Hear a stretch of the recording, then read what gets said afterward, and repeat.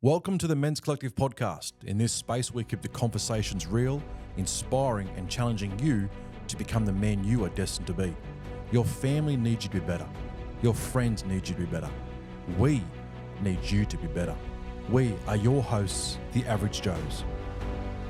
Well, gentlemen, welcome to the Men's Collective podcast, where we confront the real issues that every man faces, diving deep into the topics that challenge us as men, inspire us, and push us to be the men we're capable of becoming. I'm sure you'll by now that this isn't just an ordinary podcast. This is a movement, a call of action for men everywhere who want to break the cycle of mediocrity and rise to their fullest potential. We are your hosts, the Average Joes. Today, we're tackling a subject that sits at the core of manhood, something that every man, whether he's at the top of his game or struggling to keep his head above water, must confront at some point in his life, and that is coping under pressure. To dissect these questions and go deep into what truly means to cope with pressure, I've pulled together and assembled a powerhouse panel of above average men, each coming from different backgrounds, different belief systems, and different life experiences. They'll share their perspectives, their struggles, and their triumphs, and together we'll challenge the notion of what it means to be a man under pressure. We'll break down this topic from every angle, and in true better man fashion, our goal isn't just talk about it, but to push you, the listener, to reflect on your own life. By the end of this conversation, we hope you'll have not only more insight, but also practical strategies to face the pressures in your own life ahead, and maybe even shift the way you think about breaking under pressure. So, allow me to welcome back to the panel, Jamie. Good to have you, bud. Hey, boys. Mikey, good to be back. Always good to see you here. Mate, Haven't dropped the accent yet, which is a shame. I'm working on it. Jimmy, good to have you back, mate. You're becoming a regular now. It's part of the furniture. Enjoyed the last one, so let's have another run. Awesome, mate. Well, fellas, today's topic, coping under pressure. Pressure is a constant, whether it's the weight of family responsibilities, the unrelenting demands of your career, the high expectations society places on you, or even the pressure you put on yourself to succeed. Regardless, it's always there. And the real question is, how do we as men handle it? When you're under immense strain, what do? How do you stay grounded when everything feels like it's about to fall apart? When the pressure is too much, is it ever okay to admit defeat and break? Or should we always be striving to keep pushing through? Is there power in breaking, or is that just an illusion? These are the tough questions we're facing today, because this isn't just about surviving the pressures of life, it's about thriving under them. Now, before we get started, I have another special guest joining us today, Jesse from Team Jesse and Paige from this current season of the reality TV show, The Block. Just days ago, Jesse and Paige made headlines around Australia by walking off the block only 5 weeks in what is a 12-week competition. News headlines, social media, and the show's producers were telling us as the audience that the pressure of the show was too much and serious action needed to be taken in order to preserve their mental well-being. Gentlemen, I have Jesse joining us today. Jesse, the man. Good afternoon. Thanks for joining us, bud. How you going? We're doing great. Thank you for having me. I appreciate it. We appreciate you, mate. I'm sure I'm guessing, been bombarded with interview requests and questions and all that kind of stuff, mate. So we appreciate it here, mate. You've given us the time. I mean, it seems like such a good cause, so it's so good to be a part of and hopefully have a good say and promote, I guess, awareness about coping under pressure and how to deal with it. Excellent, mate. Fantastic. Well, lads, I'm going to open the floor to yourselves as well as myself to ask Jesse anything around the topic here of coping under pressure. Mate, I'll start with, tell us about what happened. Tell us about your experience on the block and why we're here today. I mean, the block is a crazy experience. Jimmy would know that. He's done it before and done such a great job. But you go in, for me, I personally went in, I'm a carpenter, so it's my trade and something I'm very passionate about. I went in there thinking I'd be able to do this and do that. But you learn pretty quickly that the block's such a different environment. You've got to deal with cameras, film, stop starting, learning new rules. So dealing with pressure in that sense is kind of like you've really got to adapt quickly to what you're doing, for sure. I can only imagine, mate. I mean, we've touched on that with Jimmy in the past about cameras in your face all the time and when we did our last topic. But I guess we as the audience, we can only imagine what the pressures are like. And then when we see what happens with pressure and we see what happened with you guys there, it's we can only imagine it. Because we don't know, and other than Jimmy, I'm guessing, but we don't know, so we can only guess it. But pressure itself, from every angle, we get it all the time as men, right? Pressures come from expectations, like I mentioned before, but it's a tough one. We do, and the pressure we get, I mean, especially with the block, as men, the pressures we build up on ourselves to be better men and be better for our family, that comes gradually. So, I mean, you can sort of half prepare yourself to know that you're going to be under pressure at a certain point in your life, whether it be providing financially, providing emotionally for your family, all that sort of things. Whereas the block is instant 100% ton of brick pressure straight away. And if you even blink at that, then you start to spiral. And I mean, Jesse, you know, I think you guys, you went in with all good intentions and, you know, you worked your heart out and you gave it a good crack.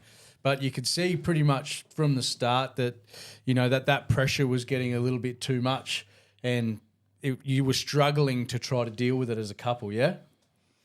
Yeah, I think that first week, like for me personally, I struggled a lot at the start because I was like to myself, you put so much pressure when you do this as a job. You want to do a good job. You want to make sure your teammate is supported and you know that around you, you're going to do a great job. So come the third day, I think it was Wednesday, I said to myself, we're not going to finish our room this week. And it brings a whole lot of other things into your head of like, am I letting myself down? Am I letting my partner down? Am I letting my friends and family back home down because of failure?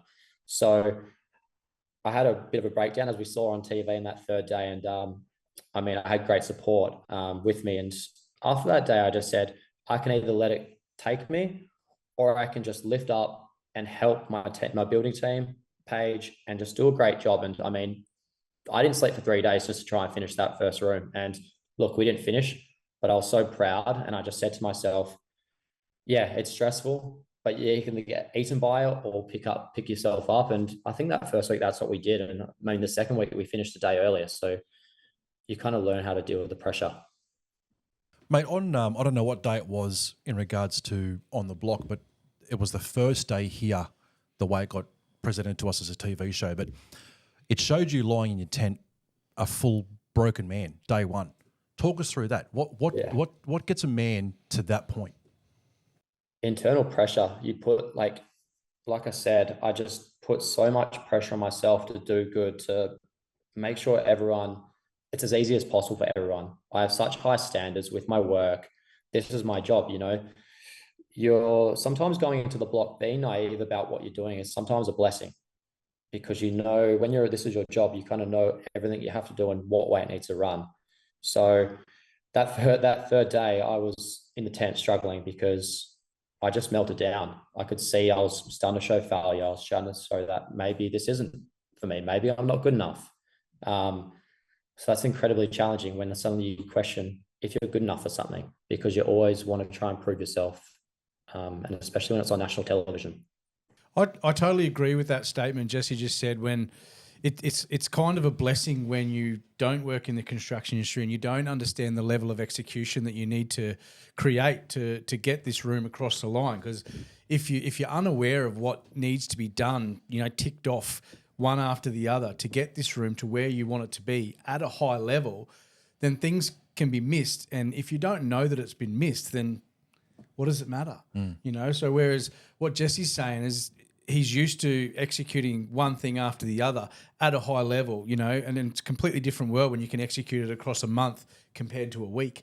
And if you are unaware of what you need to execute, if you're completely blind to construction industry, then do you have less pressure on yourself? 100%. That's a good way of thinking, actually. I didn't even think of it like that because there was an expectation. Like when you watch The Block and you see people go on TV with experience in construction, there's an instant expectation.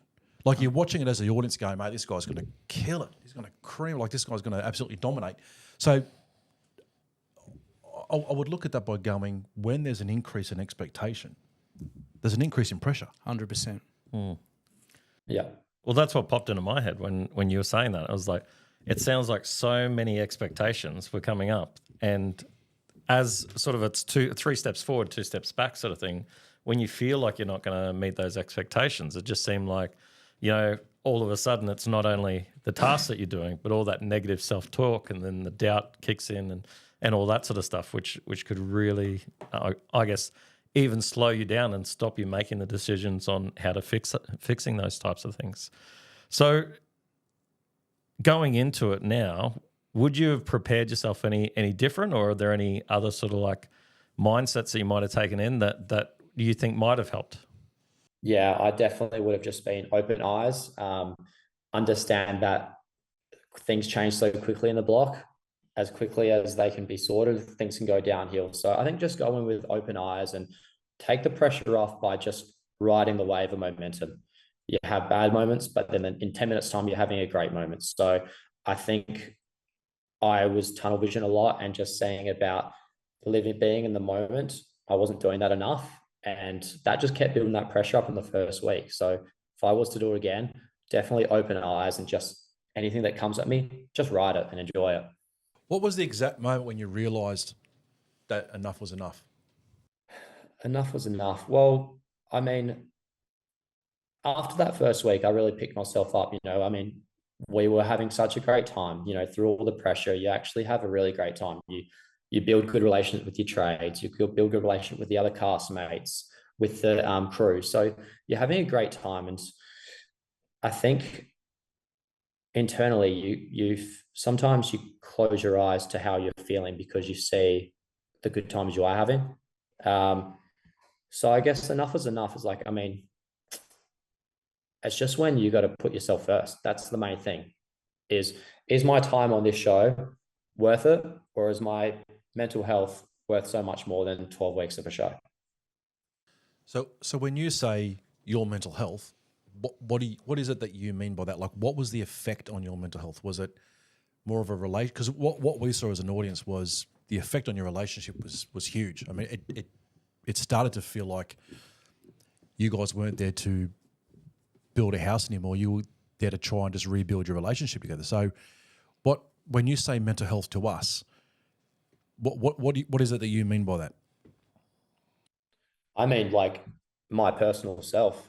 There was definitely it was more just my internal thought process. I was so tunnel vision to the job that at times I didn't enjoy the other parts of the process of the show because I was so focused on doing a good job in my house, because that's my job, building up that pressure of delivering so people back home and people watching don't think, oh, he's really bad at his job. Can he even do that? So I was just really losing who I was as a person in a happy way. So that's probably where I struggled for mental health reasons. Yeah. And I think as an audience as well, what we saw with you, Jesse, was you were getting added pressure put on top of you by Paige, having to go shopping, having to make decisions that, from my experience, my role on the block was I ran the site. I designed the floor plans and the hard designs. Tam did the styling, chose all the colours, chose all the pretty stuff. We knew those roles. That was her role. That was my role.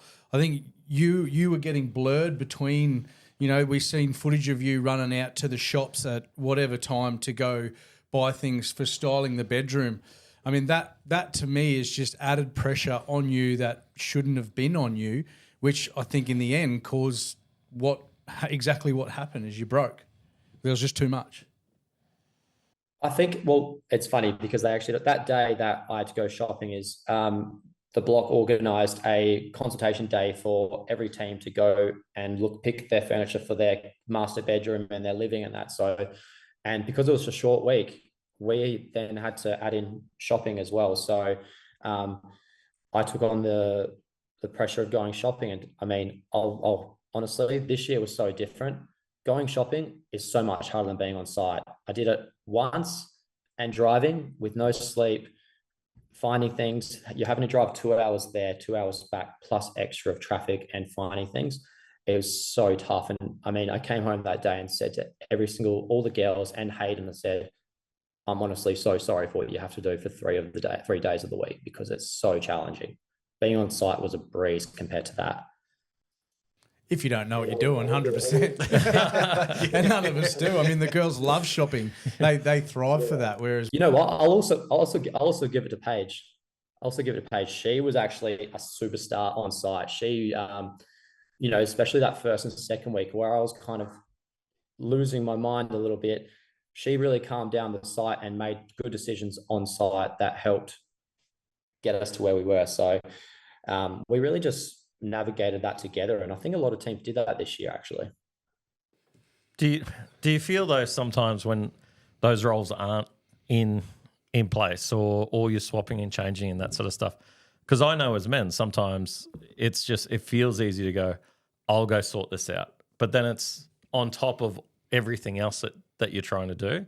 So isn't that just putting more pressure on the situation? Because I know, that book we were talking, that we both sort of saying, no more Mr. Nice Guy. That was just something that came to me where anyone was saying something, asked me for something, I would go, yeah, I can do that. Even as we're walking in today, I was like, oh, I see you renovating that. Oh, if you need a hand, come and, I'm happy to, But I feel that sometimes men just take on more and more and more and more, where all of a sudden it's just way too much. So did you get a bit of that, feel a bit of that yourself, or was it? I mean, you can't help it as men. It's like such a thing. You want to take on so much until it's like too much. And sometimes you actually forget when too much is too much. And you don't even notice it until it's too late. And at times you want to make everyone's life easier. And that's what we do as men who try to look after their family or look after their friends or build a house. You want to do so much so that the people behind you have it easier. I think it's just a force of habit. It's something that, I don't know, I like to do for myself. Right. So question from me, Jesse, is along pressure for you guys. Did you find that once you guys had pulled the pin and went home to Perth, did that pressure automatically lift, or did you feel like there was still pressure there that you had to deal with prior to repairing the damage in the relationship that you guys had got from the show? Or was it sort of like walked away, clean slate, we're good? There was definitely no damage to any of that. It was just our own mental health, like separately, that we left. And when we got home, it was so nice to be back home with family, like, and just ourselves with our dog and in our safe place. But yeah, the pressure was still there for me because, the sense of failure, people finding out, like work people finding out you're back in Perth. Like, what do you mean you're back in Perth? Why have you left the block? There was that was massive pressure for me, is telling people that I didn't finish the whole 12 weeks of the show, and trying to figure out how to deal with that was hard. But we had like 4 weeks, just us two at home by ourselves, rest, recovery, and it was perfect, exactly what we needed. So time I went back to work, I was actually genuinely afraid to go back to work of how people would think about me. So mate, do you regret your decision to leave? No, not in a second. No regret whatsoever. So you lost the pressure of the block, but then gained other pressure of humility, I guess. I mean, being humiliated at work because of that sense of failure. Yeah, I mean, being in the construction industry, men don't really. It's a bit of a stigma that men don't support other men, and you kind of not knowing how people react. Or how did that go, mate? When you were back on site, how did the boys? Did they welcome you back and be like, "Good on you for having a crack"? Or really good, yeah, really, really supportive. Everyone.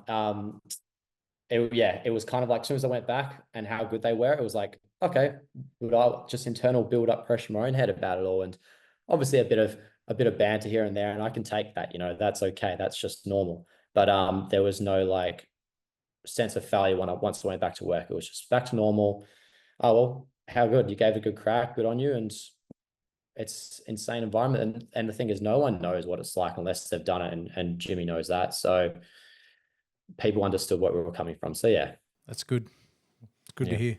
You got to have that support network. I mean, when we talk about that pressure building, if you don't, once you crack, if you don't have that net of good friends, good family, and your dog to fall back on, then what do you have? Yeah, well, it's true. And when you go into something, I think all people have those fears. Fear of failure. What are people going to say about me? What are people going to think about me? all that sort of stuff. And, I think it takes a special type person to actually have a crack, like for yourself, Jesse, but also, people on the podcast and actually putting your views and stuff out there. That can be, you've got to sort of take that with a grain of salt, because some people are going to disagree with your decisions. Some people are going to love you. Some people are going to hate you, for what it is or whatnot. So, but I think that one of the things you said was putting yourself first is really, really important from a man. Like, I remember when I got divorced, that was one of the biggest realizations that I actually had, where I was like, okay, this isn't where I want to be, and I need to make some changes, and I put everyone else first in my life. But, I'm actually not going to be happy until I can put myself first and do those sort of things. So, yeah. Jesse, when you're on the show, sorry, buddy, what were you going to say? Yep. Oh, I was just saying, like, it is a big thing, putting yourself first and knowing when to. And I mean, the great thing that I took from leaving the show, instead of, you take a couple of weeks where you feel sad that you left and sense of failure, but what a time to reflect and really grow as a man and as a person, and learn how to be better for yourself and be better for your significant other and all your friends and family around you. So it was a really good learning curve. That was such a positive thing for us and for me, definitely. Look, I'm sure editing plays a role to some degree, but as an audience, from what was displayed from Team Jesse and Paige to us as the audience, and tying into what Jamie's just asked then about putting yourself first, and what Jimmy just said about having the importance of having a support network, mate, I've got to be honest with you, it didn't seem like you had the support of Paige at all. Talk us through that. Like, what was going on there? Because the way that was given to us as the audience was that you just continually copped a hammering. Talk us through that. What was that like? No, it was the other way around, like, brutally honest. And I'm not defending anyone. It was the other way around. That's what you don't see. It's, I mean, I think you saw in the third episode when I had a breakdown, is Paige came to that tent and she gave me the best advice ever to pick myself up and improve and just be proud of who I am.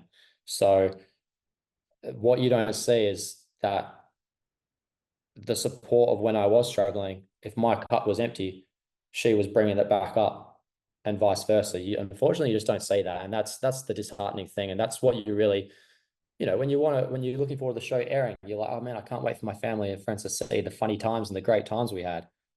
They don't show that. So that's a shame for us. But we know, like, I can see when I'm watching the show, because I know what it was like there, I know where I went wrong and how I wasn't coping with the pressure. That's the great thing. I was not coping with the pressure of the block, and I was so in it for myself and not as a team. And that's where the big struggle actually came from. So what would you have done different, or what would you do again different when it comes to pressure? Communicate. Communication is so key. Like, actually talk to your partner about, like, planning. I was not good with planning because I was just so in, I need to get this done tonight, so tomorrow we can do that on site. But it wasn't just about on site, and just talking and being open up. If you're having a bad day, it's okay to have a bad day. Don't lie about it, and that's where I think I struggled. And I didn't realize that until I got home, that it wasn't actually perfect every day. Well, there's a really good point, isn't it? That, to take pressure off, the, prior preparation and planning prevents a piss poor performance. So, that is probably something that guys can do, is actually sit down and have a game plan and move forward. So, because I think that sometimes we're so action orientated about what we want to do and what we want to achieve, we actually forget which direction, we actually forget to check whether we're heading in the right direction or not, so. Which then, if you deviate, you're going to create more pressure on yourself to try and get back on track to where you need to be, which is exactly what happened. Yeah. So. Yeah, because it happened, or from the small amount of things I've seen on the block, and I'm sure you'll back me up here, that, it's when that mistake happens, then the cards start to fall. So it's something small that gets created into something bigger and bigger and bigger as you go. So did you find that? Yeah, I mean, like the block can just flip on its head very quickly. You could be having such a great day and something goes wrong, something so small, and then it just grows. And I guess with how you deal with that is whether how big it gets. If you can handle it, it's going to fix itself pretty quick. But if you crumble to it, it's not going to fix itself. And that was, I think I learned that after week one, is like, just give it a go. If it fails, on to the next one. And if you don't have a go, you'll never know. So that was the biggest part, I think. And we talk about different levels of pressure. I mean, we talk about being on the block and something going wrong that gets snowballed into something big. That particular thing going wrong is one level of pressure. Then on the block, the producers are there obviously to make a good TV show, and they do a great job at that. But as soon as they see something that's gone wrong, there's 3 camera crews, there's people in your face saying what's going on here, blah, blah, blah. So then that level of pressure gets put on top of that, because you just want to sort it out. As we talk about being on site, you just want to get in and get it done. Then you're getting pulled away for an interview, and there's a camera there. Then there's a camera over there. So that pressure just mounds and mounds and mounds and mounds until it's too much. So, And then the safety guy turns up and it's over. yeah, reinduction. Waterproofing's not done, mate. Oh, waterproofing. Oh, That either they see they see what they see on TV is something went wrong, but then they don't see that build up of everything else around you, being surrounded by production, all that sort of stuff. It's a whole nother level of pressure that you as audience would know nothing about. So, well, what in real life, like the show's the show, and yes, it's your life, but in real life, when the pressure builds up and you can't walk away, what do you do? Like, you can't give up. It's your life. If that pressure that you're facing, that you received on the block, if that's your work life, that's your home life, that's everything, what do you do? It's a good question. that's a really good question. Where do you take? Because I grew up going, you just don't quit. Whatever it is, you don't quit on a bad day. If you quit on a good day, you wait till everything's going right, and then you decide whether you want to keep it or leave it. Have you pushed for too long in something and realised, I probably should have let that go earlier? I know my first marriage was definitely that. So I know where that was going. Yes, stop it. no, but even in my business, you know what I mean? Like, you could have left while it was actually good, and then on that last downturn, rather than sort of like gripping at it with your nails, and going, nah, I'm just going to push through no matter what. Like, I could have actually went and started different businesses, or I could have went and done something else, or went and got a corporate job. And to be honest, I'd probably be in a better situation. So, because I grew up exactly the same way, where I'm like, no matter what happens, I'm going to go 100%. But there is those decisions, or those two in particular, where I'm like, looking back, I'm like, I probably should have let that go earlier. Like, I was just doing it for the sake of, I guess, as you're saying, what are people going to say? I've built up this ego or this reputation about who you are and what you're about, and then all of a sudden, due to circumstances, that's not who you are. Like, So when you're in it, how do you decide? How do you figure out whether it's a good thing to quit? Like, because what we're saying is it is potentially a good thing to quit.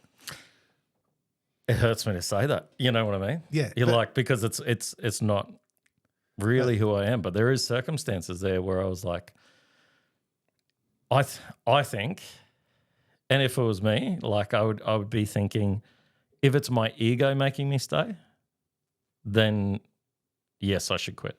Yeah, but if I've got other options that could potentially be better, and if I looked at this logically, like a business decision, then yeah, that's the way I think you should look at it. But if it's your ego holding you there, or those fears or worries or doubts or whatever, I think that's probably the time to go. I also think this day and age as well is like we're all so open now with how we're feeling and what we're going through. And I mean, if you surround yourself with the right people and you trust those people and you listen to those people, they're going to tell you when it's too much. They're going to tell you when it's time for you to reevaluate what you're doing and, maybe not quit, but maybe redirect somewhere else. Try to get away from that pressure somehow. And I mean, if you know, us as men traditionally, we don't listen to that sort of stuff. We're right, we're good, we'll move on. But I think culturally, the shift is happening and has happened like in the last sort of 5 years, where we are listening to our mates more, we're listening to our family more, and we're able to take that hit on our ego to not so much quit, but move on, if that makes sense. I think it's like is it like it's just the stigma of like, is it failure or is it quitting, or is it just like you learn and adapt to something new, you know, or move on to the next thing? It's not so much failing or quitting, it's just learning. Life Learning lessons. as you go. Yeah, life lessons, yeah. I guess also it could be a little bit like in the gym, you know, if you're training to failure all the time, you know, it takes a longer period of time for you to actually heal, rather than actually going to, you know, you're working set and actually pushing yourself and then being able to go back and do more later. So, you know, if something's going to break, well, then obviously it's probably a good idea to quit. So I guess the question to you, Jesse, would be is there anything that could have happened where, because, you know, when you've got a set time frame, you can sort of work your way and go, I've only got this long, let's keep pushing. You know, when you're running and you're like going, okay, I've got 200 meters to go. I don't feel like doing this, or I don't know if I can do this, but I'll keep pushing. I get that with about 3K to go. Yeah, okay. Yeah, well, I don't want to do it anymore. That's why the car really helps. Yeah. That's why I just don't do it to begin with. Yeah. Do you think that if there was some other circumstances that you could have pushed through? Yeah. I think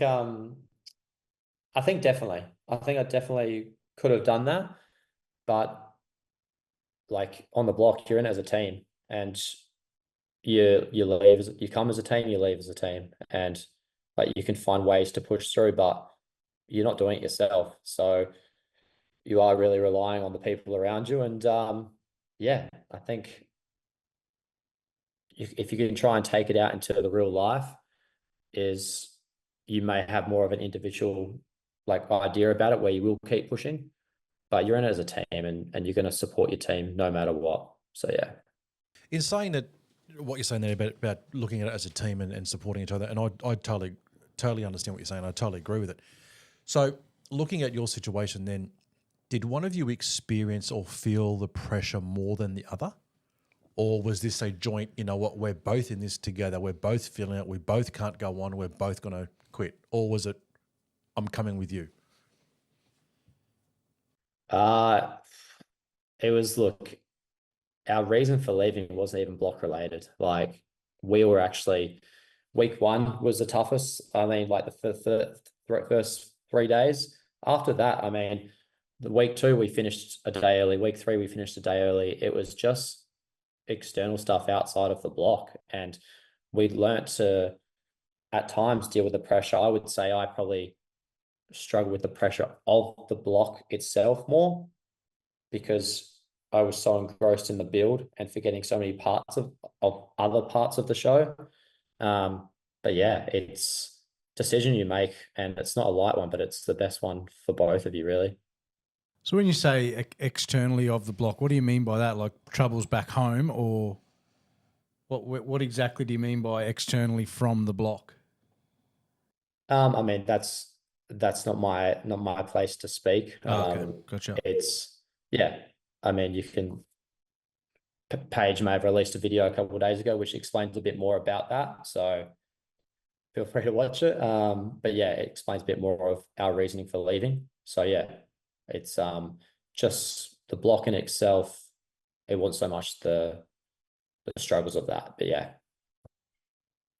I think what you said is quite interesting, hey, like when you, without going into details of what you mean by, you know, external circumstances playing the role, but when you look at the pressures in life that we experience as men, isn't it funny how when you can be in one situation, but yet the pressures of other situations put pressure on the situation you're now in? Like you look at, just combine the two simplest ones, like you look at like work and family life. If you're having a shit time at home and the pressure's on, when you go to work, the pressures increases at work now because the pressure's on more at home. And I think you can go right across the board in any aspect of life. If the pressure increases in one area, it has that snowball effect or that ripple effect for other areas. So I wonder if you can cut it off, like cut the snake off the head kind of thing into one area before it grows into the others. Yeah, you'd have to be pretty strong to be able to realise that point, that to be able to separate them. And I mean, I think we talk about that, not taking your pressures from work home best you can without doing that. I mean, how hard is that? Like if you've had it's really hard to try and separate all of your separate pressures because they are all just, and especially, with what I can take from what Jesse's saying, there's a lot of pressures that they had outside of all of the pressures that were already on the block. So it's just a compiling mound of pressure that you just can't deal with. One thing you said at the start, Jesse, and I think might have been Jimmy or might have been Mike that said it as well, it's that word expectation, right? Because you said that when you came back, that one of the pressures you experienced when you're on the show was, keeping up with the demand of the expectations of what family back home are going to think, what your work colleagues are going to think, all that kind of stuff, and it was playing on you big time.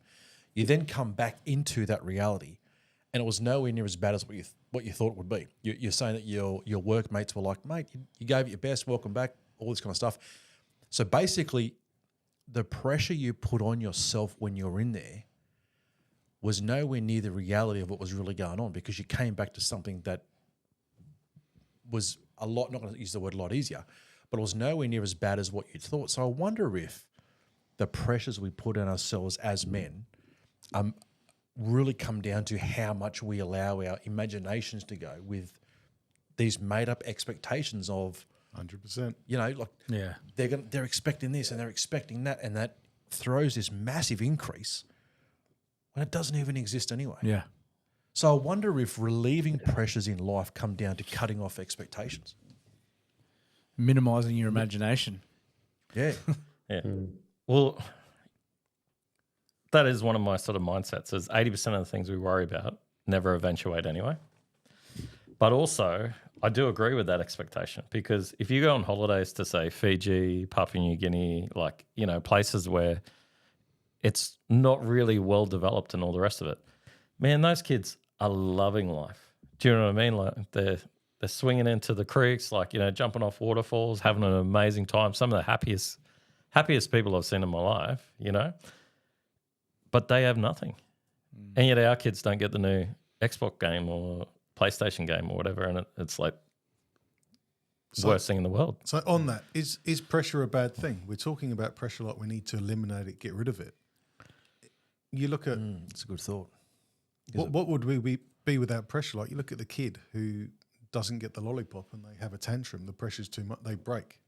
So someone said no and they just collapse. Then you fast forward through life and you look at as a man, you look at the things you've dealt with and you go, man, I've been through some troubles. I've seen death, I've seen financial struggles, I've seen relationship breakups, and I've gotten through that. And I've come out the other side a stronger man for it. So what would it be? If there was no bad, would we recognise good? That's a good thought, eh? That's 100%. I mean, you take the kid that's been silver spoon fed his whole life to the kid that's battled his whole life in a, mediocre family. Which one's going to be stronger when pressure is built up? I mean, the kid that's already dealt with these losses, with these negatives, is going to be a lot stronger than the silver spoon kid fed that cracks a tantrum because he didn't get the right PS4 controller. Yep. It's like it builds a resilience, or it builds a character. It builds a trait, like a masculine trait that we as men need. 100%. So I think there is a level of pressure that we need to build our characters, to build our resilience, build our integrity. I mean, all of those sort of core values that a man needs to withhold are built by pressure. Yeah.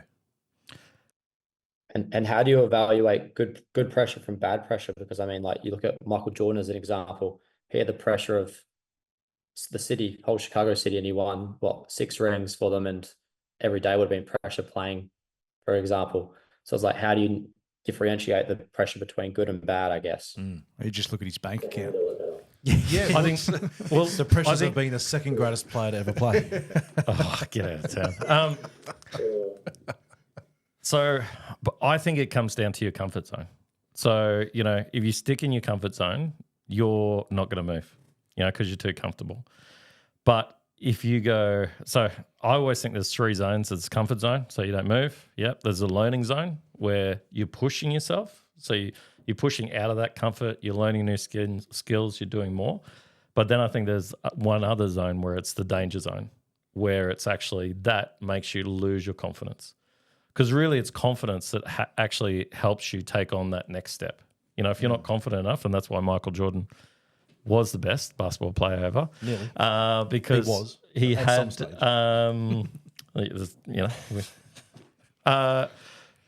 Because he had the confidence to go, I'm definitely going to win, And I think that's how people progress, is that they gain that confidence. Their head feels like a hot air balloon, and eventually it gets too big with their ego and it pops, brings you back down to earth. But you start with a bigger balloon for the next time, and that confidence starts to build again. Something happens and you pop. So I think that pressure is really important. Yeah, I just don't think expectations or materialistic things are as important. So yeah. So do you think it comes down to a point of being able to measure pressure to be able to then increase it to know what you're capable of? Correct. Push it. Keep pushing it until you get to that limit. And the limit is where you're about to break. How do you know? Yeah, how do you measure it? How do you measure that though? Like, I mean, how do you know where? I mean, that's the biggest problem as men we face, is we push ourselves too far, and then it's too late, and it's where we crumble. So how do we, as men, learn how to measure and push ourselves to that perfect point of success and expectation that we can then reevaluate, sit for a bit, and then push again? I mean, that's such a tough limit to get to and recognise without pushing past and ruining everything. Well, I think how we know is that it's self-awareness. Like, actually, so because I actually think most of the time it's those outside influences, as Jesse was saying, that actually breaks you.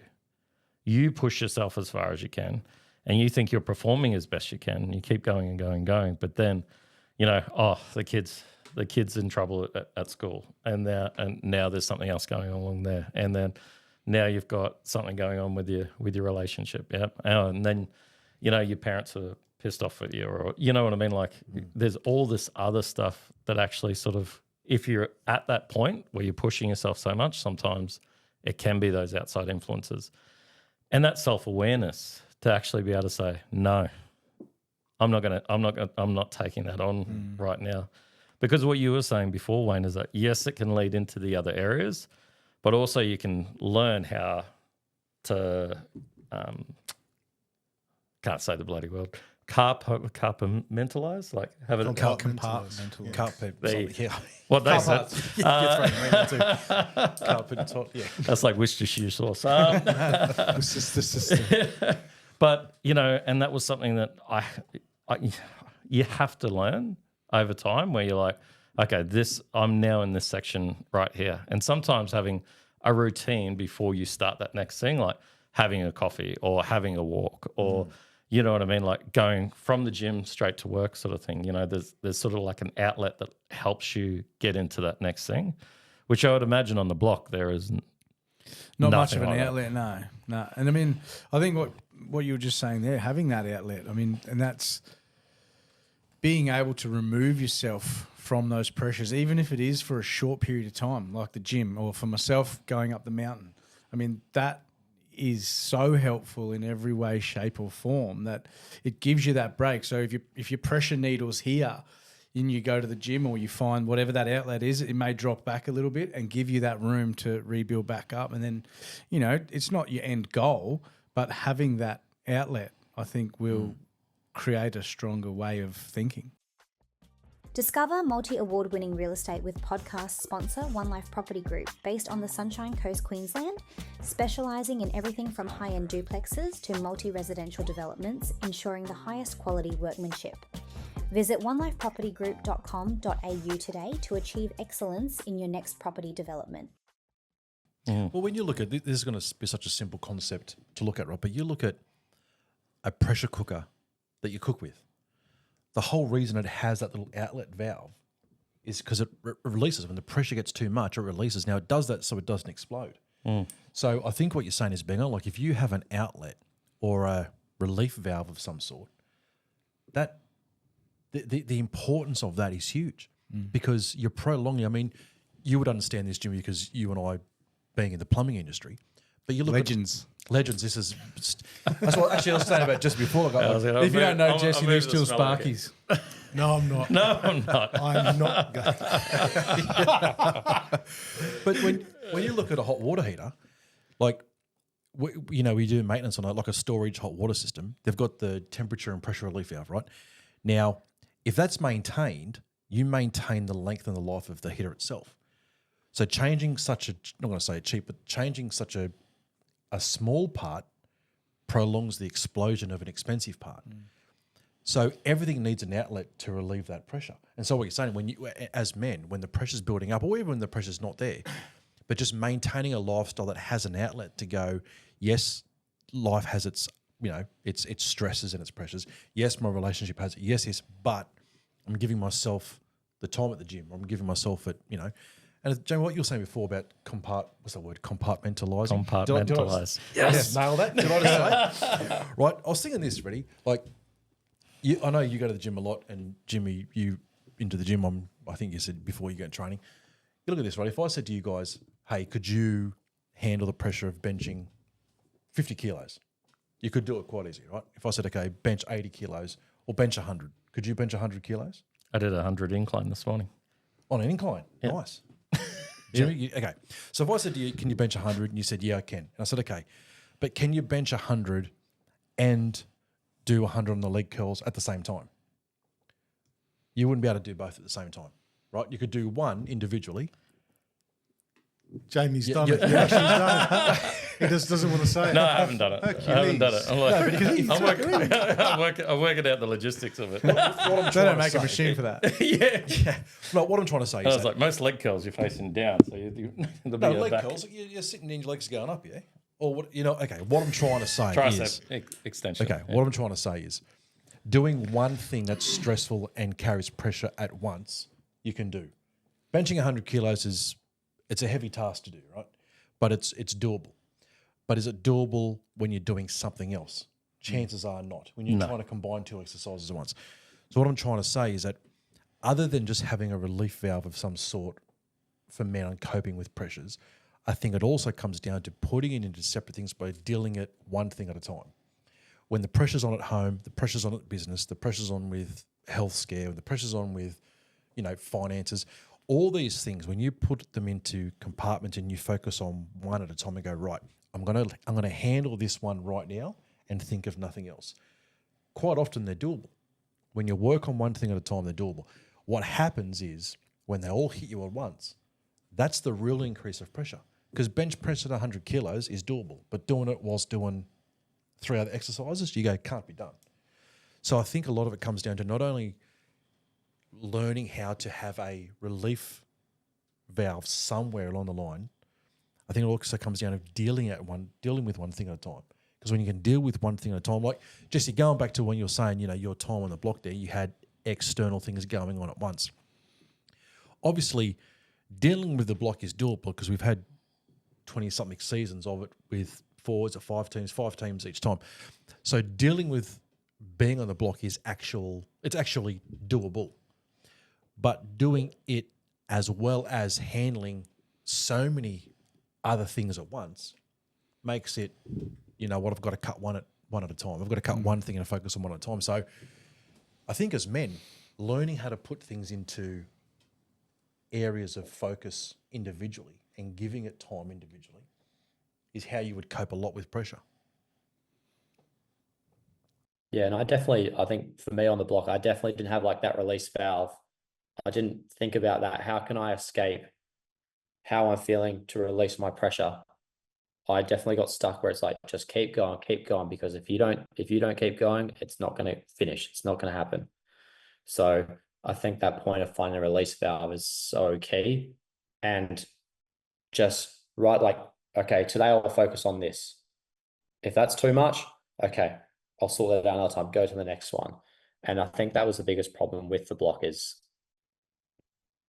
so you're looking at tunnel vision with about 10 different things, but not knowing how to cope with that. And I think that's where I kind of struggled a bit and not knowing how to deal with it. Yeah.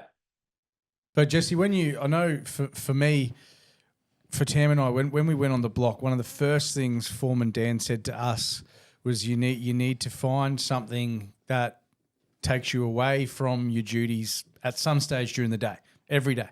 And he said to us, find a couple that you are close with. For us, it was Luke and Jasmine. We were really good mates with them. And on those big long nights of painting, every hour on the hour, come out, have a quick beer, and then get back in there. Don't sit around drinking, getting drunk and, losing all your work ethic. Come out, quick beer, check in, all good, move on. Next hour or 2 hours, however long, come back out, check in, have another beer. And that's how we did it throughout the whole block with Luke and Jasmine. So we were never just working for 10 hours straight, driving ourselves into the ground. We would come out every hour or every 2 hours on the hour, have a beer, quick chat, straight back into it. And I found that really unmeasurably helped us throughout the block, having that outlet. I mean, knowing that, all right, we've just worked our asses off for an hour and a half.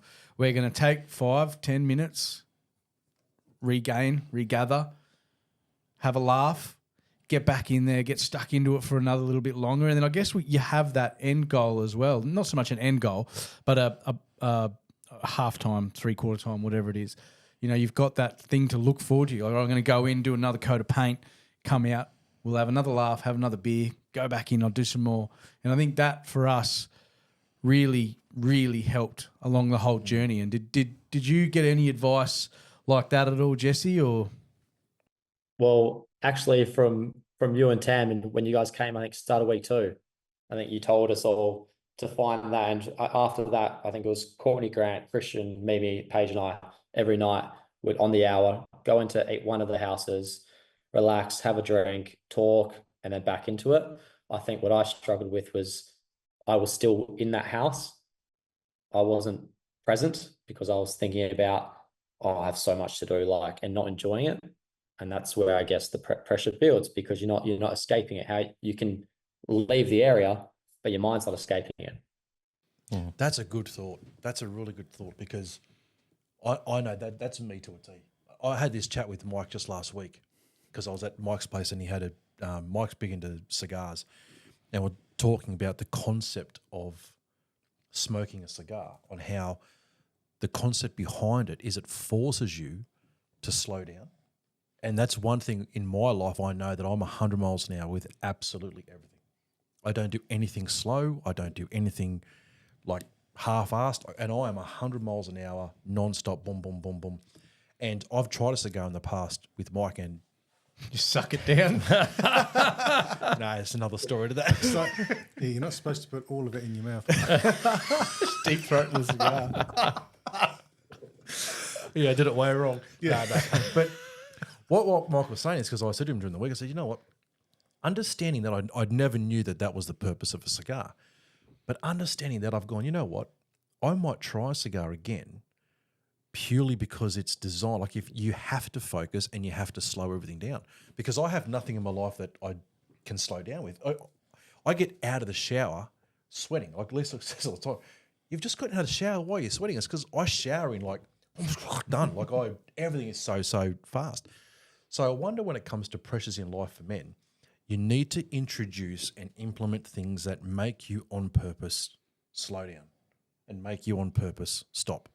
Because with the pressures of everything, it seems as if, we say it all the time now, how fast time goes, right? When you realise how fast time goes, everything's now related to pace. Everything's happening so fast, so quick. Everything has a new update. It seems like the motion of life is so quick, boom, boom, boom. But when you have nothing in your life that makes you on purpose stop and relax, I holiday fast. I can sit by the pool and I do it fast. Like it's just in my head. And he's like, drink, swim, out, tan, flip. But I reckon that must play a major role in coping with the pressures of life within us, is implementing things that make you stop and slow down on purpose. Well, you talk about pressure. So if the relief valve is big enough, you can handle all the pressure that life can throw at you and more. You can handle everyone else's pressure as long as you've got the release valve that's big enough to let that out. That's a good thought, mate. And I think like I was exactly the same as you prior to going on the block. Million miles an hour, rushed everything, did everything. And then the block's a whole nother level of doing everything a million miles an hour because you've got to get it done in that time period. When you talk about doing everything a million miles, you don't have a time limit for a shower. That's just you doing it. But when you get put in a situation where you're put under that much pressure, under that time limit, it makes you look back on why the hell was I rushing so much and putting myself under so much pressure in my week-to-week job that was not getting anywhere. Like, you know what I mean? Not so much not getting anywhere, but like you just did it the next week anyway. So like, I used to put myself under pressure to get this drain done or get this rough-in done, but I could have come back tomorrow and done that. Like there's room in the scope of works for that to happen, but I'd put myself under so much pressure because I just wanted to get it done. And then when I went on the block and went to this whole nother level of pressure of not just my own pressure, but then having pressure on top of me for doing everything else, when I came out of it, real life was a walk in the park. And it made me realise that I needed to slow down and stop and, find those tools to be able to switch off and to learn how to release that pressure. I mean, for me, it's training, yoga, sauna and ice baths. I now have those tools in my tool chest to make me stop, make me reset and make me reevaluate why I'm going so fast. That makes sense. I now know how to deal with those pressures.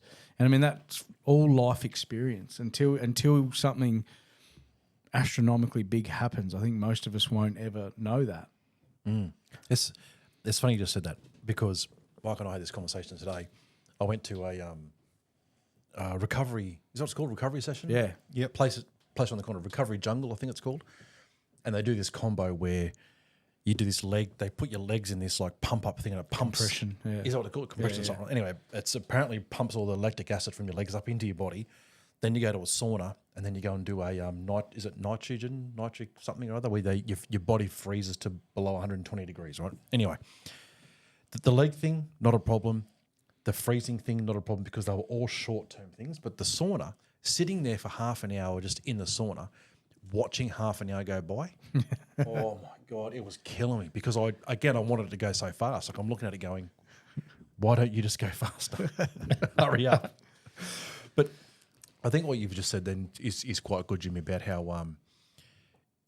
when you went through it in a whole nother level to then come back, you've then gone, you know what, why am I putting the pressure on myself to complete a certain task in this amount of time when I have tomorrow or I have this, like why? So when you look at pressures, a lot of it comes down to how much we put in ourselves, not so much the surrounding environment, because people put it on us, society puts it on us, but the pressure we put in ourselves.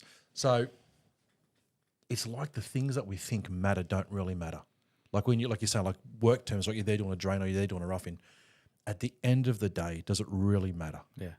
Because I have that with phone calls. Like I had a mate of mine say, because I do this, if I don't answer a phone call, within 5-10 minutes when I'm off the phone call I'm on, I ring him back straight away. He's like, mate, let most of your phone calls go. And I'm like, nah, got to be on.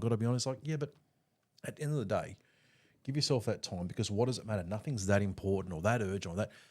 You're putting so much pressure on yourself to just be on the phone and do it. But it seems as if like I can't switch off or I can't give myself that time or I can't because I'm putting the pressure on me. I'm doing it. No one else is doing it. I'm doing it.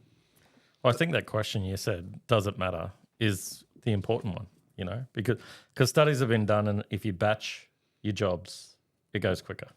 So, so if you do your emails all at once, do it twice a day, your phone calls, do it twice a day. the quotes do it twice a day, or the work you do, have a whole day set out to do that. If you batch it, it goes quicker. But also I think part of the point is what we were speaking about before, is actually giving yourself permission to put yourself first, because I think a lot of us actually know what we like to do, but it comes back to that expectation of, I shouldn't be doing this. I should be putting others first. Do you know what I mean? But the problem is that by not doing those things that take your mind off all the things that you're struggling with and not having that breather is actually making you perform worse, isn't actually letting you become your best self. So, and I think that's a big mistake where a lot of guys won't say, no, I'm not going to do that. I'm actually going to continue to do this for me. Look, there's a lot of pressures that you're right we shouldn't have to deal with. But again, there are some pressures that are really quite good. Like when Wayne talks about that 30 minutes in the sauna, and it was horrible. I hated it. But you didn't understand what good that was doing you. That was bringing out all the toxins, and there was a really good thing behind that. There was the silver lining in that cloud, as it were. Like there's certain pressures where if you actually look at the situation you're in and the pressure, surely you can find some good in it and actually realise that this isn't all bad. I mean, we say it over and over again, is that there is good pressures. I mean, that's the biggest thing we all struggle with, is just knowing when it's too much, pressure, when do we know when to pull the pin or when to pull our relief valve. Oh. The way you said that. Yeah, we all could be taken another way. Yeah. That does it. Ladies, if you're listening, that does. Just go ahead and pull that relief valve. I'd imagine that'd be hard to do on the block. Yeah.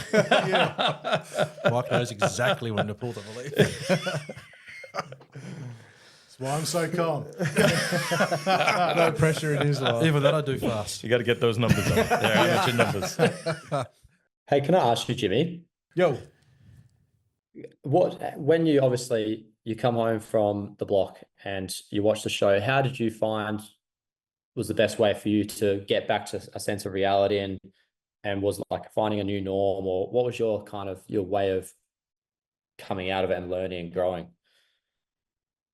That's a good question. I think that there is no normality for at least 12 months post show. I mean, there's so much change and so many things that you've learnt along the way that it is really hard to get back into any type of normality. I mean, we were really fortunate. I'm not going to say lucky, because I fucking hate the word lucky, because there's no such thing as luck. If something good happens in your life, you created that. Whether you put yourself out there and went on the block and all that, I hate the word lucky. We were very fortunate for our outcome of the block to completely change our lives and completely put our lives on a different path. So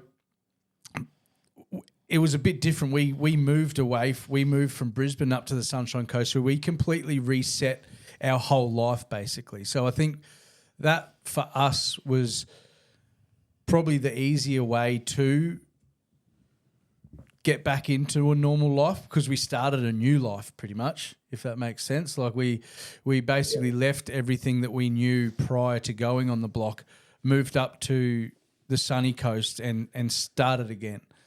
But I mean, for contestants that no matter what you do, it's tough watching it back on TV. I mean, even for us, we were super successful throughout the block and throughout winning rooms. We were, at the end, we were really happy with how we went through the block. So we went into airing saying, all right, we're sweet. We didn't cause any drama. We'll be fine. But then what we didn't take into account, and this is just our experience, but what we didn't take into account was Australia's tall poppy syndrome. Oh, yeah, massive. For that turned what we thought was going to be a great experience of airing into a complete nightmare, because we were just getting shot down on every single thing we did. Like it got to the point where if we knew we won that room, because obviously, to the listeners out there, the show's filmed 3-4 months prior to it going to TV. So the contestants know exactly who wins each room or whatever.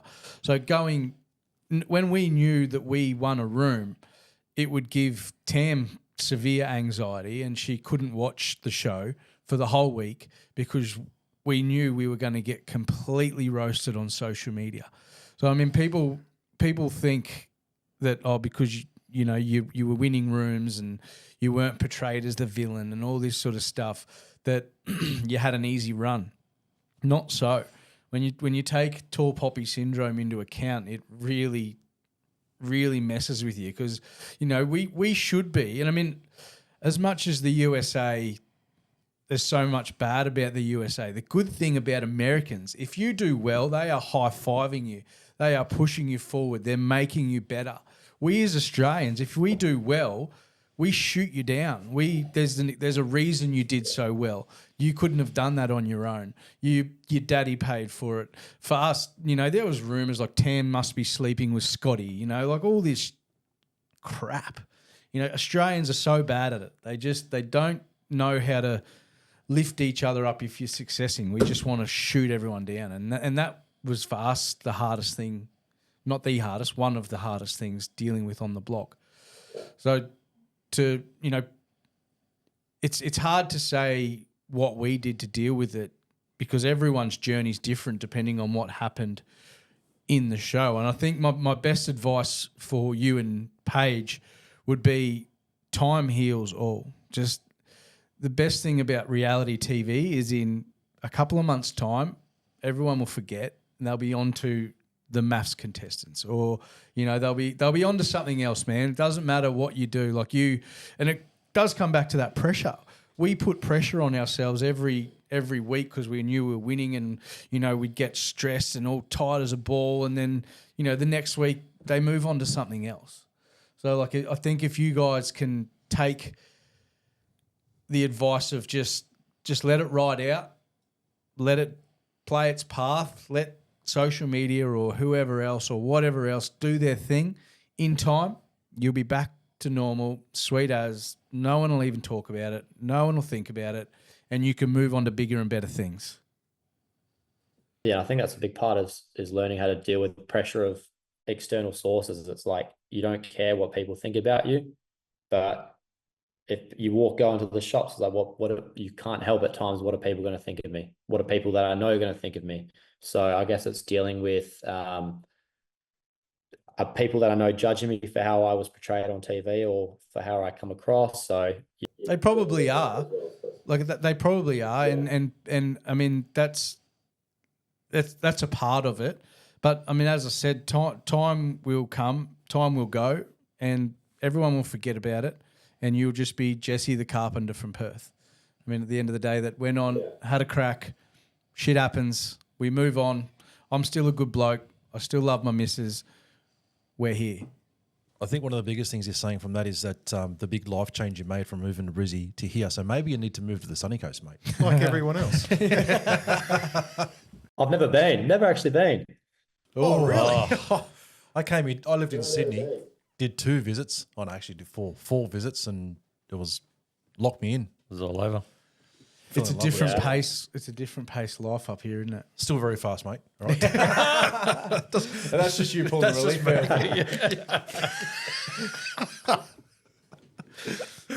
And even with that, his showers are very quick. Why do we actually? I had that actually down for a topic coming up about the thoughts on the opinions we take on of other people, how we allow what they think of us, or I should say, what we think they're going to think about us, really, because it does come down to us again. Like we've created that in our heads. But actually, what I was going to say about the pressures, when you mentioned about Jimmy, when you were on the show, and you knew you had a good result week coming up, the fact that the audience, the public, treated you so badly and started making accusations and things. Isn't it funny how, because when you think about the increasing of pressure in life, we think of all the bad things that happen, yet good things were happening for you. You were winning things, and yet there was an increase of pressure. So it's as if it doesn't matter where you turn, good things, bad things, the pressure's on. Yeah. You were winning things, and the pressure were coming. And I think as humans, for some reason, we're all wired this way. Negatives stick, positives just flow on. I mean, that, you know, if we can take social media for an example, during the block airing for us, you know, you'd have 300 positive questions of people loving your room, like beautiful, amazing, it deserved to win. 3 comments saying that's a shit room, I hate it, vomit emojis, all that sort of stuff. And they're the ones that stick in our head. So and that's what builds up pressure in your mind. So I think if we can transfer that across to the real world, if you and being in our own minds, you could have 30 people around you saying, good work, man, you're doing a great job, keep going. But if you are internally building that pressure so much that you're going to negatively perform, then you will negatively perform because you're not listening to that outsourced, you know, complimentary guidance. You're just listening to what's going on in here and being negative on yourself.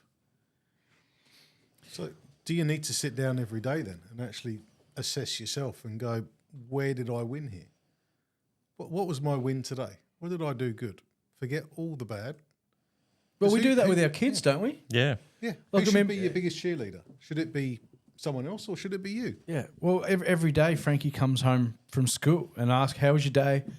Tell me something that was good. Tell me something that was bad. And then let's talk about it. And, you know, most of the time she's a happy kid, so nothing bad happened. Everything good's happened. So, I mean, she's obviously a kid, so the pressures are very minimal.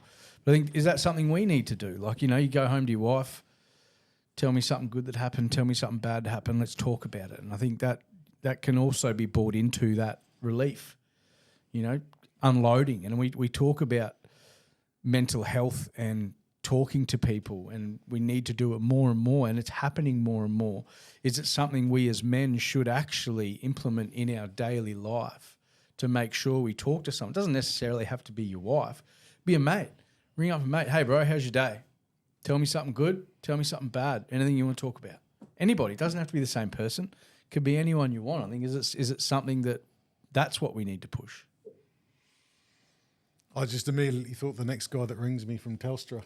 Hey, mate, how's your day? Tell me something good. Let me tell you something good, buddy. I'll think of that, right? I like what you're saying, Stuart, but I'll say this. I think, and this is where I tie it into the whole, like you look at the Are You OK Day, right? Personally, I'm not a fan of the Are You OK Day, and I'll explain why. I think when you look at the issues that men face and things that are going on with men, when you give men an opportunity to give you a one-word answer, they're going to give you a one-word answer. Men are straightforward, they're blunt, you know. So when you look at questions like, are you okay? If I say to you guys, hey mate, you okay? Yep. You? Yep. Conversation's over. Going back to what you're saying, when Frankie comes home from school, I do that exact, because I've only got one kid at school now, and I do that exact same thing, and I've learnt to not ask questions that allow one-word answers. So instead of saying to my son, how was your day? He goes, yeah, good. I go along the lines of what you're saying. I go, hey mate, tell me about a win that you had today. Because he can't answer that in one word. He's got to go, oh, well, actually in maths or something. So I think when it comes down to men, you've got to go past allowing simple one-word answers. But I'll go on to say this, right? Also, I think one of the problems we have is it's one thing for us to say we need to be there for our mates. We've got to be making the phone calls. We've got to be doing that. I totally agree. But I totally agree from this end of the phone. How are you at receiving a phone call like that? If you're the receiver of, hey, mate, just checking in to see how you go, and this is just a straight, honest question. I want honest answers from you guys. If you were the one receiving a phone call that had a mate saying, hey, mate, just checking in, how you going, how would you take that? Depends who the mate is, right? Yeah, and would you go into your own head then? Like, am I portraying that something's wrong? Like, good thought. you know, like, am I... and then that's what we do. We can't compartmentalize that sort of stuff. We hear, oh, my mate's calling me, asking me, am I okay? Rather than saying to yourself, actually, am I okay? You go straight into like, what have I done? What have I done to portray that I'm not okay? Why do you think that? Yeah. Why do you think you I'm needed not okay? to call me? Yeah. I'd probably be worried about them. So, you know, how come you're calling me? I'm wondering, you know, do you need someone to talk to? So That's a good way of thinking it. That's a really good thought, Jamie. like, It's more of a cry for help potentially. It's an indicator. Rather than them checking you, there could be some grounds for. yeah. But there might be some work I was need to do gonna on my say, ego. there could be something you're doing. Fucking sweet. Fucking Yeah. stoic. So the next time one of your mates rings you and goes, "Hey mate, how you going?" You go, "What's really going on? Just tell me." Yeah. Rung me. What's going on? Yeah, what do you need? No, but that's actually a good thought, man. And I think you can take a lot from that as a guy. Is that when or also as if a mate rings you and checks in on you, look at that as an indicator that possibly he is having a cry for help, or he is the one going through something, or he's going, I'm not doing too well, or I'm not coping with the pressure. So he is wanting to make contact with someone else. So he's ringing to break the ice with you to go, "Hey mate, just seeing how you're going." Maybe that's an indicator that we need to look deeper into. Yep. There is the possibility that you're doing something different that is standing out like a pair of dog balls, and you just don't realise it. Yeah. When it comes to pressures, I'll talk on this for a sec. When it comes to pressures, I did a chat with a couple of mates ago in our Average Joe's groups about the topic of learning to bend and not break, right? And I had this thought because I looked into the way a palm tree works. You look at, say, like a big gum tree or a eucalyptus tree, right? Huge, big trunks, big branches, and the root system, I think they call it the drip line. So you look at how big the tree goes out, right? If rain or water was to fall, hit the end leaves and drip down, that's the root system also. That's the length of the root. So basically the root system of one of those big trees goes into a ground to the extent of how far the branches overhang, right? So you take these big, strong, sturdy trees, and that timber we build houses out of, right? That's that strong. You take that kind of tree and you put that in a cyclone area, you're seeing photos of these trees totally fallen over, ripped out of the ground. Massive root systems, strong trees, but you take a big gust of wind and it rips it out of the ground, right? You take a palm tree though, the root system is like a ball. It's just like this ball thing underneath. But the palm tree, the way it's built on its insides, are these little fibers. I don't know if you've ever cut a palm tree down, but it's like full of just like real thin fibers, right? So you've got these little tiny ball system of roots on the bottom and these thin, strong fibers. Now you put that in a cyclone area, the palm tree just sways with it, just sturdy as. Like it bends with the wind. So why do you think a tree with no root system, which you would think would grip it to the ground like it's holding the earth, like a gum tree, it's holding onto the earth, yet it can't handle the pressure of the wind. But you take a palm tree with near to no root system, can handle the wind. And the reason being is because the palm tree's learned to bend with the wind. How do we as men, although holding up the front of being strong, being courageous, being these big upfront burly blokes, we have that persona. But when the pressure hits, life gets hard. How do we learn to bend with the wind and not break and not be uprooted? How do we bend? How do we become flexible? I can't help but think of that analogy of you've got your root system, the gums are spread out so wide. So you've got your finger in pies or, things going on everywhere over here. But then the palm tree, everything's held nice and close and tight. And I think I put that down to where your values, your love, your priorities lie. Palm tree is your family, your business, and they're your main goals in life. The gum tree is trying to please everybody. That's a good thought. And then that's the pressure. That's that thought. pressure. It's pulling its pressure from everywhere, rather than the palm tree is only relying on the pressure from his family and his income or whatever those very important values are. So he's got them with him, so he can just roll. Whereas if you're trying to hold up everyone else and trying to please everyone else, you just you're done. It's like the more you spread yourself, the less stable you become. That's exactly That's when you were talking that. That's just where my head went straight away. Is that you keep everything close, you're stronger. Spread out, you're weaker. That's a really good thought, mate. I like that. So I'm here all day. Yeah. I think where I went was mindset, where I think that if you're so rigid about who you are and what you have to do and the results that you have to get and all that sort of stuff, well, then if you can't move, then you'll break. Yeah. But if you're open to interpretation where, those, negatives that come up or the failures that you have or the challenges that you have are learning opportunities and maybe you're not, for instance, for me, maybe I'm not as strong as I think I am in the gym, you know what I mean? And I'll go to another gym and someone else is 10 times stronger. But that could be the best thing that ever happens to me because now I'm going, oh, actually, there's another level.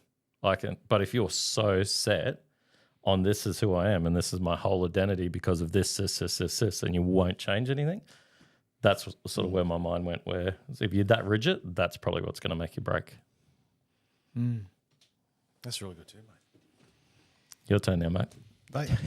Yeah, okay, pressure's up. No, look, I think it's grateful to say. It's like how you come at stuff. Again, so 3 weeks ago, I fell over on a Sunday evening and busted my leg. And I'm in the hospital the next day and the doctor's telling me you're probably going to be out for 6 to 8, 10, 12 weeks. Can't drive, can't work. I'm the driving force behind my business. I'm sitting there going, you've just told me that everything I've been planning, I'm about to move out, renovate the house, I'm about to do all these things. You've just told me none of it's happening the way it's going to happen. And I'm sitting there going, why aren't I more nervous about this? I'm sitting in the hospital going, this actually could be a good thing. I was just sitting down a month ago toying, do I do this or that with the business? This is actually the opportunity to force me to go this way and actually grow it and build a team. And good news is I've got no choice now. I'm literally sitting there with no other way but this way.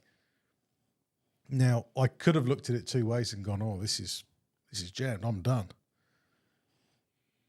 But I was grateful for there had to be some way around it. There's always a way. No matter what you do, there is always a way through. You've just got to find it. So, and I found it being grateful for that opportunity. Okay, well, I'll do this.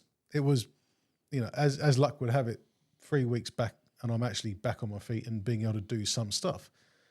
But I'm now here with a couple of guys around me and the ability to do 3 times the work I could have done that I couldn't have done a month ago. But again, I was somehow grateful for the situation I was in. I just clung on to that little bit of a silver lining that, wow, this could be great. When you look at with your foot, right, isn't it interesting how when we're looking at obviously pressures and sometimes breaking under pressure, you look at a bone, for example, like you were saying, Mike, with your foot, right? When you break a bone, and this is actually the same with welding pipe together. When you break a bone or you weld 2 pieces of pipe together, they actually become the stronger part of it now. Like a rebuilt bone, a mended bone is now the strongest part of the bone. And it's like pipe. When you take 2 bits of copper and you weld it together, the welding joint part is actually now the strongest piece of the thing, right?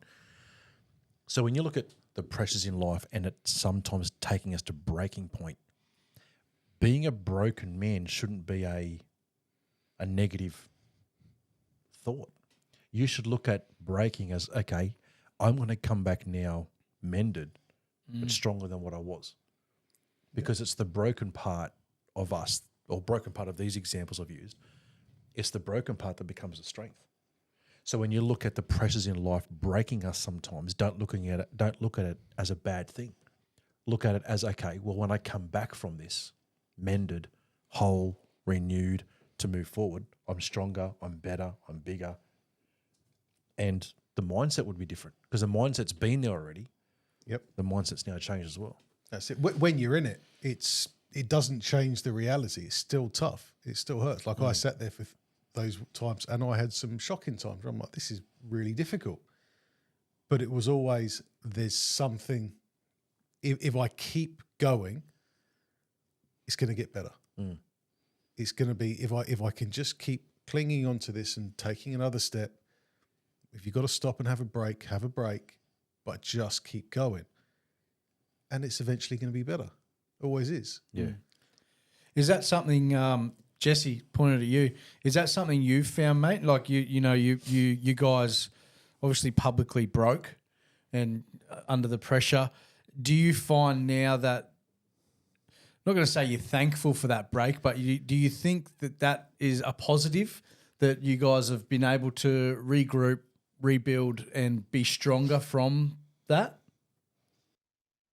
Oh yeah, 100%. I think like when we came home, it's amazing how much stronger we are as individuals and as a couple now after the block. Like, it's insane. I mean, when you're on the bottom, the only way is up, right? You can't go any lower than how you feel. So you learn a lot about yourself and how you can be better.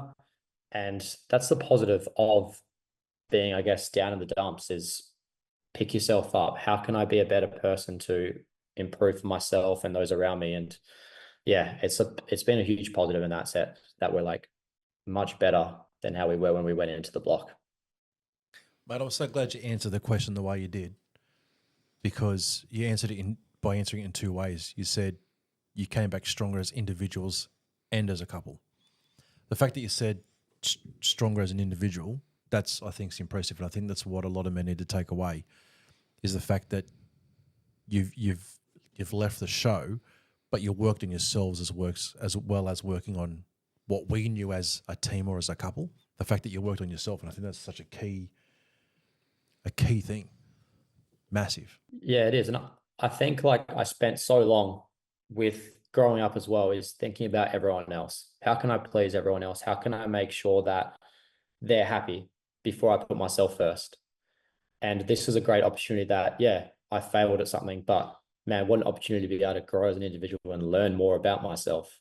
So it's been a huge focus to grow better as a person, because if I'm a better person, then I'm going to be better in every relationship I have with anyone. So that's the most important thing. That was good, lads. Yeah. Anything you need to add? No, I think it was good. No, all good. I think just Jesse, as a final sort of word, mate, I think just keep your heads up. Time will pass, and you guys will be better and stronger for it all. Oh, for sure. Yeah, we already feel that way. And thanks for the support, Jimmy. Appreciate it. No worries, mate. Well, lads, wrapping up this topic about coping under pressure, I took a couple of notes, which I'm sure that our listeners, but also myself, want to take away with it. But in regards about us as men coping under pressure, I've written down: removing the expectation relieves the pressure. Finding a release, and we'll talk about a relief valve. Handling one thing at a time. We're talking about putting things into compartmentalizing. Thanks, boys. And also what Jimmy said about what does it matter if things wait? Like talk about your example at work there. And I think putting those four things in place, I think makes a massive, massive difference in us as men coping with pressure. Jesse, we really appreciate you joining us, mate. Honestly, we wish you all the best, mate. It's I know the TV show kind of really threw you out there and gave us one view, but you've given us a whole other view, mate, and we much appreciate it, mate. We appreciate your honesty, your vulnerability, and the fact that you've given up your time on this beautiful Friday in rainy Perth but sunny coast to join us, mate. But, mate, truly, thanks for joining us, buddy. We really, really appreciate it, honestly. Thank you so much for having me, guys. I appreciate it. Excellent. Thanks, Jesse. Thanks, mate. Well, gentlemen, thanks for joining us on the podcast this week. We'll see you guys at Average Joe's. Get along to your meetups this week. Big shout out to our sponsors for sponsoring us every week there. One Life Property Group, those guys are legends. And gentlemen, once again, thanks for joining on the panel. You guys are rippers. Really, really good. That was great. I enjoyed that chat. Alrighty. Thanks, boys. Enjoy. Fun, lads. See you. All right. We're out.